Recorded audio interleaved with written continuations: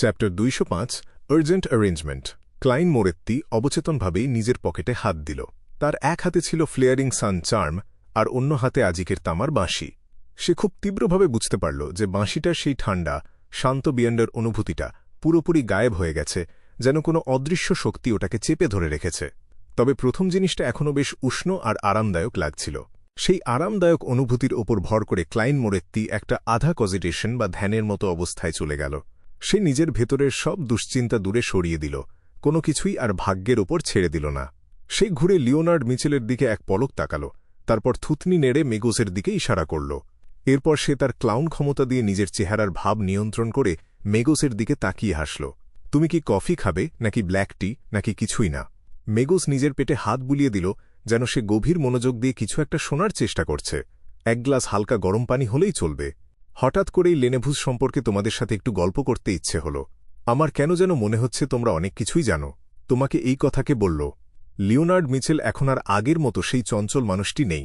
তার মুখের হাসিটা বেশ আড়ষ্ট হয়ে গেছে। মেগোস হঠাৎ করেই খিলখিল করে হেসে উঠল। আমার বাচ্চা আমাকে বলেছে সে অনেক কিছু জানে। সে ভীষণ বুদ্ধিমান। ক্লাইন মোরেত্তি কোনোমতে নিজের ভেতরের গালি দেওয়ার ইচ্ছেটা চেপে রাখল। সে পার্টিশনের দিকে ঘুরে লিওনার্ড মিচেলকে ইশারা করল মেগোসকে শান্ত রাখতে।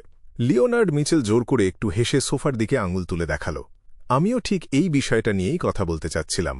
আমরা তোমার সাথে লেনেভুজকে নিয়ে একটু গল্প করতে চাই। রিসেপশন ডেস্কের পেছনে বসে রোজান অবাক হয়ে সব দেখছিল। সে হঠাৎ বুঝতে পারল যে এখন তার আসলে কিছুই করার নেই।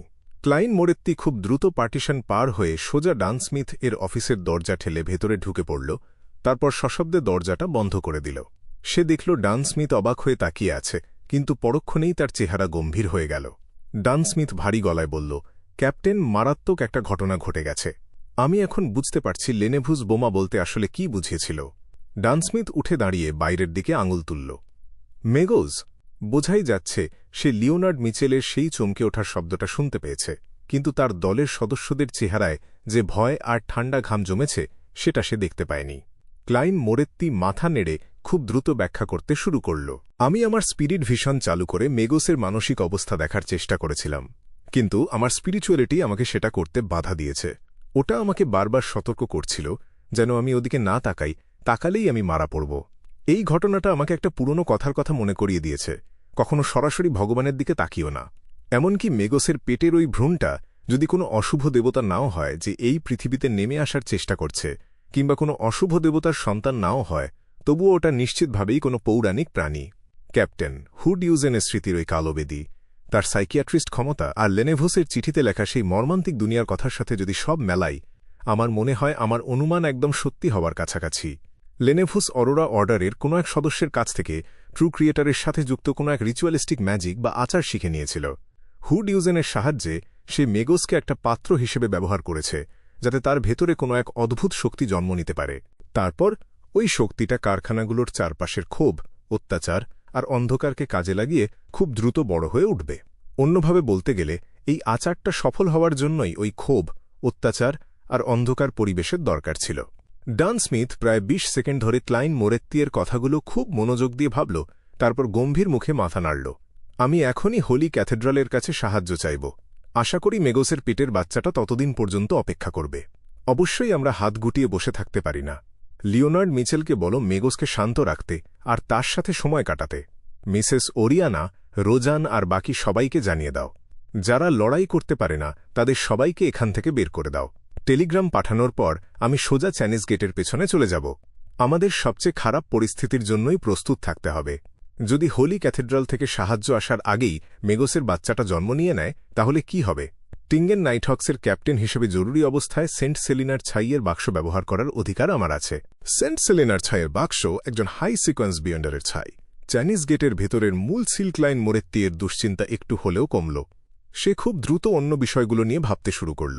ক্যাপ্টেন, আমরা তো ম্যান্ডেটেড পানিশার্স আর মেশিনারি হাইভ মাইন্ডের কাছেও সাহায্য চাইতে পারি। তাদের কাছেও নিশ্চয়ই একই রকম পবিত্র জিনিস আছে। হঠাৎ করেই ক্লাইন মোরেত্তিয়ের মাথায় একটা বুদ্ধি খেলে গেল। সে আপন মনে বিড়বিড় করে বলল, লেনেভুজের কেসটা তো প্রথমে ম্যান্ডেটেড পানিশার্সদের হাতেই ছিল। আমি আর ওল্ড নীল সেখানে সাহায্য করতে গিয়েছিলাম যখন ওদের একজন প্রবীণ সদস্য নিয়ন্ত্রণ হারিয়ে ফেলেছিল। নিচু স্বরে কথা বলতে বলতেই তার গলার আওয়াজ হঠাৎ বেড়ে গেল।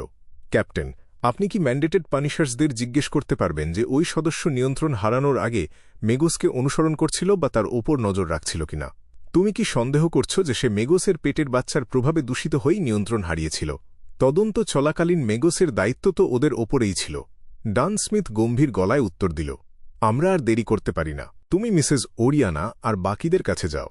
আমি এই সুযোগে একটা টেলিগ্রাম পাঠিয়ে প্রথমে হোলি ক্যাথেড্রালের সাহায্য চাইব, তারপর ম্যান্ডেটেড পানিশার্স আর মেশিনারি হাইভ মাইন্ডকে খবর দেব। হ্যাঁ, আমাকে পুলিশ ডিপার্টমেন্টেও একটা টেলিগ্রাম পাঠাতে হবে। দেখতে হবে ওরা কোনো একটা অজুহাত দেখিয়ে আশপাশের সাধারণ মানুষদের সরিয়ে নিতে পারে কিনা। ঠিক আছে। ক্লাইন মোরেত্তি কয়েক পা হেঁটে ঘরের বাইরে যেতেই হঠাৎ তার কিছু একটা মনে পড়ে গেল। সে মেগোসের হঠাৎ করে এখানে চলে আসার এই কাকতালীয় ব্যাপারটার কথা ভাবল। লাল চিমনিওয়ালা ওই বাড়িটার ছবি তার মনের পর্দায় ভেসে উঠল। সে চট করে ঘুরে দাঁড়িয়ে ডান স্মিথকে বলল, ক্যাপ্টেন, আরও একটা কথা। আপনাকে যে কাকতালীয় ঘটনাগুলোর কথা বলেছিলাম সেগুলোর কথা মনে আছে? অপহরণের ঘটনার ঠিক উল্টো দিকের বাড়িতে অ্যান্টিগোনাস পরিবারের নোটবুকের সূত্র পাওয়া, রে বিবার এর সময় মতো টিঙ্গেন থেকে বের হতে না পারা, একটা কাকতালীয় ঘটনার কারণে হানাস ভিনসেন্টের আসল রূপ ফাঁস হয়ে যাওয়া, আর আমার সাথে হঠাৎ দেখা হয়ে যাওয়ার কারণে অরোরা অর্ডার এর এক সদস্যের প্রাণ হারানো ইত্যাদি। এইসব কাকতালীয় ঘটনাগুলো এতটাই সূক্ষ্ম যে সহজে ধরা যায় না। কিন্তু আমরা লেনেভুজের চিঠিটা পাওয়ার পরপরই মেগোসের হঠাৎ করে আমাদের খুঁজতে আসাটা বড্ড বেশি স্পষ্ট আর সরাসরি। এই কাকতালীয় ঘটনাটা তো আমাদের চোখের সামনেই ঘটে গেল, এটা তো আর লুকিয়ে নেই। আমার মনে হয় এর পেছনে যে আছে সে খুব শিগগিরই সবার সামনে চলে আসবে। আর ম্যাডাম শ্যারন কেন খামোখা মিস্টার মেইনার্ডকে খুন করার ঝুঁকি নেবে? এটাও কি কোনো কাকতালীয় ঘটনা? ডান স্মিথ একটু ভেবে খুব গম্ভীর স্বরে উত্তর দিল, আমি টেলিগ্রামে এই বিষয়টা উল্লেখ করব। ক্লাইন মোরেত্তি আর একটুও সময় নষ্ট করল না। সে অফিস থেকে বেরিয়ে সোজা উল্টো দিকের অ্যাকাউন্ট্যান্টের ঘরে চলে গেল। মিসেস ওরিয়ানা বছরের শেষ ৩ মাসের বাজেটের হিসাব মেলাচ্ছিলেন। তিনি আগেভাগেই কাজটা শেষ করে রাখতে চাচ্ছিলেন, যাতে ক্যাপ্টেন আবার ভুলে গেলে কোনো সমস্যা না হয়। ক্লাইন মোরেত্তিকে ভেতরে ঢুকতে দেখে তিনি হাসি মুখে তাকে স্বাগত জানালেন। বলো তো বাছা, আজ তুমি কিসের বিল জমা দিতে এসেছ? ক্লাইন মোরেত্তি একটা দীর্ঘশ্বাস ফেলল। মিসেস ওরিয়ানা, আজ আমাদের ছুটি। আপনি এখনই বাড়ি চলে যান। মিসেস ওরিয়ানা একটুক্ষণের জন্য থমকে গেলেন। তিনি হতভম্ব হয়ে তার সামনের গম্ভীর চেহারার মানুষটার দিকে তাকিয়ে রইলেন। কয়েক সেকেন্ড পর তিনি ভীষণ ঘাবড়ে গিয়ে উঠে দাঁড়ালেন। ঠিক আছে, ক্লাইন মোরেত্তি তাড়াহুড়ো করে যোগ করল, অফিস আর অস্ত্রাগারের বাকি ক্লার্কদেরকেও খবরটা জানিয়ে দিন। আমি রোজানকে বলছি। হ্যাঁ। মিসেস ওরিয়ানা জিনিসপত্র গোছানোরও সময় পেলেন না। তিনি নিজের হ্যান্ডব্যাগটা ছো মেরে তুলে নিয়ে হুড়মুড় করে অ্যাকাউন্টিং অফিস থেকে বেরিয়ে গেলেন। করিডোরে ঢোকার পর তিনি ঘুরে ক্লাইন মোরেত্তি এর দিকে তাকালেন। তিনি নিজের বুকের কাছে একটা লাল চাঁদের চিহ্ন আঁকলেন আর বললেন, অ্যাভারনাইট গডেস, তোমাদের সবার মঙ্গল করুন। আপনাকে ধন্যবাদ। ক্লাইন মোরেত্তি মনে মনে উত্তর দিল। সে পার্টিশন পার হয়ে রিসেপশন এলাকায় গিয়ে দেখল লিওনার্ড মিচেল এখনও মেগোসের সাথে লেনেভুসকে নিয়ে গল্প করছে। তার চেহারার ভাবটা একদম কাঠ হয়ে আছে। ক্লাইন মোরেত্তি এক গ্লাস হালকা গরম পানি ঢালতে ঢালতে রোজানের দিকে ঝুঁকে পড়ল। তারপর ফিসফিস করে বলল, বাড়ি চলে যাও, এখানকার পরিবেশ এখন খুব বিপজ্জনক। কাল এসো। রোজান অবাক হয়ে মুখ হাঁ করে ফেলল, কিন্তু ক্লাইন মোরেত্তি এর কড়া চেহারা দেখে আবার মুখ বন্ধ করে ফেলল। সে মাথা নিচু করে প্রায় 10 সেকেন্ড ধরে নিজের জিনিসপত্র গোছাল। তারপর নিজের ব্যাগটা কাঁধে ঝুলিয়ে রিসেপশন এলাকা থেকে বেরিয়ে গেল। ক্লাইন মোরেত্তি এর পাশ দিয়ে যাওয়ার সময় সে নিজের ঠোঁট কামড়ে ধরে ফিসফিস করে বলল, সত্যি কথা বলতে কি, আমি নাইট হক্সদের যতটা সম্মান করি, অন্য বিয়েন্ডারদের ততটাই ঘৃণা করি।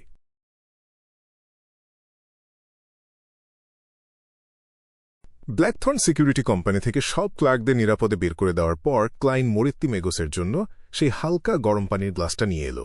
সে একটু ঝুঁকে গ্লাসটা মেগোসের সামনের টেবিলের ওপর রাখল। আমাকে একটু কাজ সারতে হবে, আমি খুব তাড়াতাড়ি ফিরে আসছি।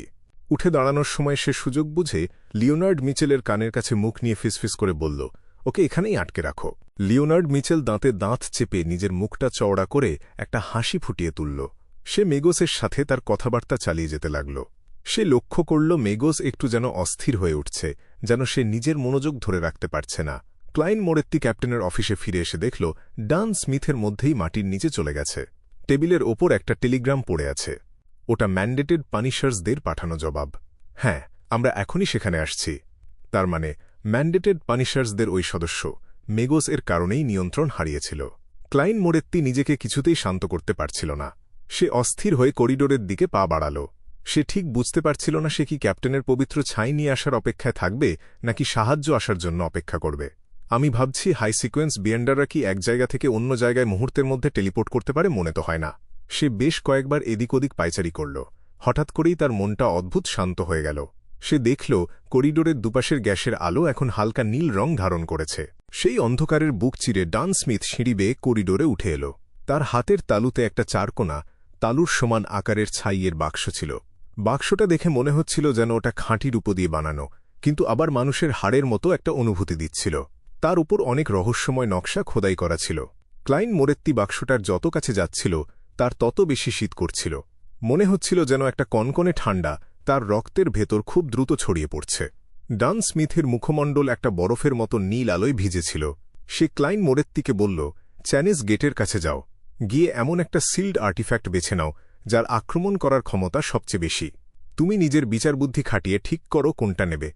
আমি এর মধ্যেই শিকাট্রন আর ভেতরের প্রহরীদের সব বলে দিয়েছি, কিন্তু লুকানো বিপদের কথা মাথায় রেখো। ওখানে গ্রেড 2-এর 3টা সিল্ড আর্টিফ্যাক্ট আছে।